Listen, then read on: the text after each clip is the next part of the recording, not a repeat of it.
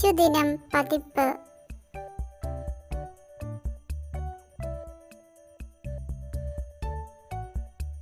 ആമുഖം.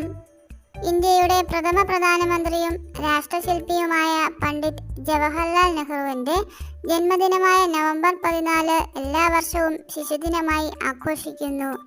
ജവഹർലാൽ നെഹ്റു കുട്ടികളെ വളരെയധികം സ്നേഹിച്ചിരുന്നു. കുട്ടികളുടെ ഇഷ്ട ചങ്ങാതിയായിരുന്നു അദ്ദേഹം. അതിനാലാണ് എല്ലാ വർഷവും നവംബർ 14 ശിശുദിനമായി ആചരിച്ചു വരുന്നത്.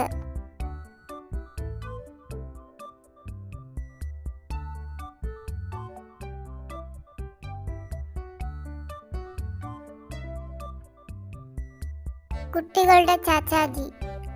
ഒരു പനിനീർപ്പൂവിൻ്റെ സ്നേഹ സൗരഭ്യത്തോടെ കുട്ടികളെ സ്നേഹിച്ച നേതാവ് എന്ന നിലയിലാണ് ജവഹർലാൽ നെഹ്റു കുട്ടികളുടെ മനസ്സിൽ നിറഞ്ഞു നിൽക്കുന്നത്. തിരക്കുപിടിച്ച ജീവിതവേളയിലും കുട്ടികളോടൊപ്പം സമയം ചെലവഴിക്കാൻ നെഹ്റുവിന് ഇഷ്ടമായിരുന്നു. പൂക്കളെയും കുഞ്ഞുങ്ങളെയും വളരെയധികം സ്നേഹിക്കുകയും ലാളിക്കുകയും ചെയ്തതുകൊണ്ട് കുട്ടികൾ അദ്ദേഹത്തെ ചാച്ചാ നെഹ്റു എന്ന് വിളിച്ചു. നെഹ്റു ക്യൂസ്. ജവഹർലാൽ നെഹ്റു ജനിച്ചത് ഇന്ന് 1889 നവംബർ 14. ജവഹർലാൽ നെഹ്റുവിനെ കുട്ടികൾ സ്നേഹത്തോടെ വിളിച്ചിരുന്ന പേര് ചാച്ചാജി. ദ ഡിസ്കവറി ഓഫ് ഇന്ത്യയുടെ രചയിതാവ് ആര്? ജവഹർലാൽ നെഹ്റു. ജവഹർലാൽ നെഹ്റുവിന് ഭാരതരത്നം ബഹുമതി ലഭിച്ച വർഷം ഏത്? 1955. ജവഹർലാൽ നെഹ്റു ആദ്യമായി കോൺഗ്രസ് പ്രസിഡന്റായി തിരഞ്ഞെടുക്കപ്പെട്ടത് 1929 കോൺഗ്രസ് സമ്മേളനത്തിൽ വെച്ച്. ജയിൽ ജീവിതകാലത്ത് നെഹ്റു മകൾ ഇന്ദിരയ്ക്ക് എഴുതിയ കത്തുകളുടെ സമാഹാരം. ഒരച്ഛൻ മകൾക്കയച്ച കത്തുകൾ. ജവഹർലാൽ നെഹ്റു നിയമപരീക്ഷ ജയിച്ച് ഇന്ത്യയിൽ തിരിച്ചെത്തിയ വർഷം 1912. മഹാത്മാഗാന്ധി തൻ്റെ രാഷ്ട്രീയ പിൻഗാമിയായി പ്രഖ്യാപിച്ചത് ആരെയാണ്? ജവഹർലാൽ നെഹ്റു.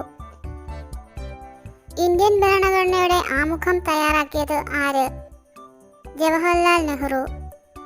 ജവഹർലാൽ നെഹ്റു ഇന്ത്യയുടെ രത്നം എന്ന് വിശേഷിപ്പിച്ച സംസ്ഥാനം ഏത്? മണിപ്പൂർ.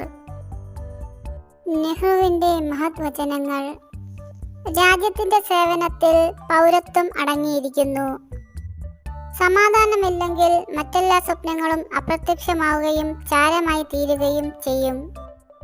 മറ്റുള്ളവർ നമ്മളെക്കുറിച്ച് ചിന്തിക്കുന്നതിനേക്കാൾ പ്രധാനം നമ്മൾ എന്താണെന്നുള്ളതാണ്.